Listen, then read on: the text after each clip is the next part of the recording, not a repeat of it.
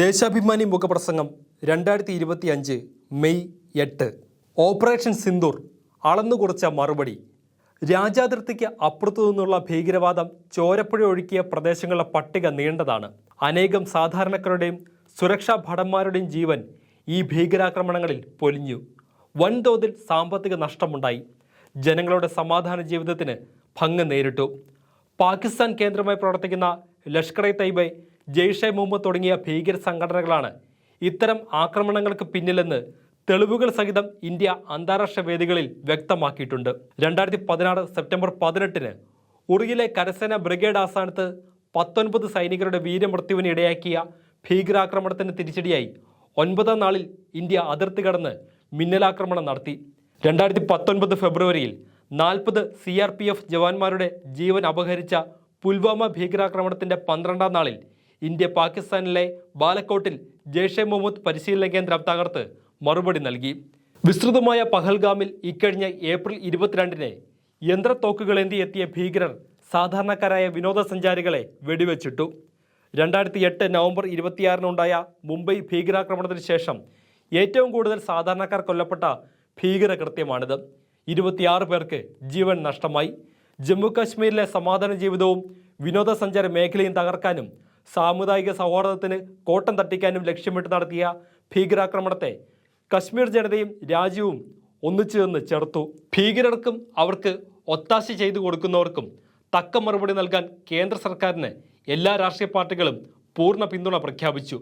പഹൽഗാം ഭീകരാക്രമണത്തിന്റെ 15ാം നാളിൽ സൈന്യം ഓപ്പറേഷൻ സിന്ദൂർ എന്ന് പേരിട്ട മിന്നലാക്രമണം വഴി ഭീകരർക്കും അവരെ പാലൂട്ടി വളർത്തുന്നവർക്കും അളന്നുകുറിച്ച് കൃത്യമായ മറുപടി നൽകിയിരിക്കുകയാണ്.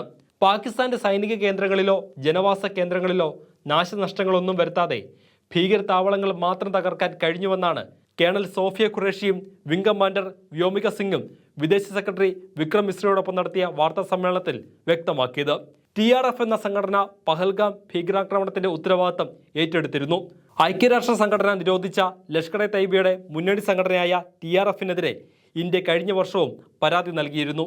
പാകിസ്ഥാൻ അകത്തും പുറത്തുമുള്ള ഭീകരർ നടത്തിയ ആശയവിനിമയങ്ങൾ സംബന്ധിച്ച് ലഭ്യമായ വിവരങ്ങളുടെ അടിസ്ഥാനത്തിലാണ് ഓപ്പറേഷൻ സിന്ദൂർ ആസൂത്രണം ചെയ്ത് നടപ്പാക്കിയതെന്ന് സൈന്യം വിശദീകരിച്ചിട്ടുണ്ട്. ആനുപാതികമായും കൂടുതൽ സംഘർഷത്തിന് വഴിമരുന്ന് ഇടുന്നത് ഒഴിവാക്കാനും സൂക്ഷ്മതലത്തിലും നടപ്പാക്കിയതാണ് 3 സേനകളിലെയും പങ്കാളിത്തമുള്ള ഓപ്പറേഷൻ സിന്ദൂർ. ഭീകരരുടെ താവളങ്ങൾ തകർക്കാനും ഇന്ത്യയിൽ കൂടുതൽ ആക്രമണങ്ങൾ നടത്താൻ കഴിയാത്ത സ്ഥിതിയിൽ അവരെ എത്തിക്കാനും മാത്രം ഉദ്ദേശിച്ചാണ് സൈനിക നടപടി സ്വീകരിച്ചതെന്ന് സേനാ വക്താക്കൾ ആവർത്തിച്ചു. ഭീകരരുടെ സുരക്ഷിത താവളമായി മാറിയിരിക്കുകയാണ് പാകിസ്ഥാൻ. രാജ്യാന്തര ഏജൻസികളെ തെറ്റിദ്ധരിപ്പിക്കാനുള്ള അവരുടെ ശ്രമങ്ങൾ വിഫലമാക്കുമെന്നും ഇന്ത്യ പ്രഖ്യാപിച്ചിട്ടുണ്ട്. യുദ്ധമോ യുദ്ധവെറിയോ ഇന്ത്യയുടെ പാതയല്ലെന്ന് വ്യക്തം. അതേസമയം ഇനിയും ഈ മണ്ണിൽ നിരപരാധികളുടെ ചോര വീഴുന്നത് അനുവദിക്കാൻ കഴിയില്ല.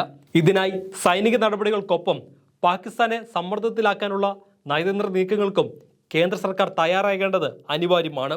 പഹൽഗാമിൽ നിരപരാധികളെ വധിച്ചതിന് പിന്നിൽ പ്രവർത്തിച്ചവരെ പാകിസ്ഥാൻ കൈമാറുമെന്ന് ഉറപ്പാക്കണം. പാക് അതിർത്തിയിൽ ഭീകര കേന്ദ്രങ്ങളുടെ പ്രവർത്തനം പൂർണ്ണമായി അവസാനിപ്പിക്കണം. രാജ്യത്തിന്റെ അഖണ്ഡതയും ജനങ്ങളുടെ ഐക്യവും കാത്തുസൂക്ഷിക്കുമെന്നും കേന്ദ്ര സർക്കാർ ഉറപ്പാക്കണം. ഭീകരവാദത്തിനെതിരായ പോരാട്ടത്തെ സങ്കുചിത രാഷ്ട്രീയ മുതലെടുപ്പിനുള്ള അവസരമായി തരം താഴ്ത്തരുത്.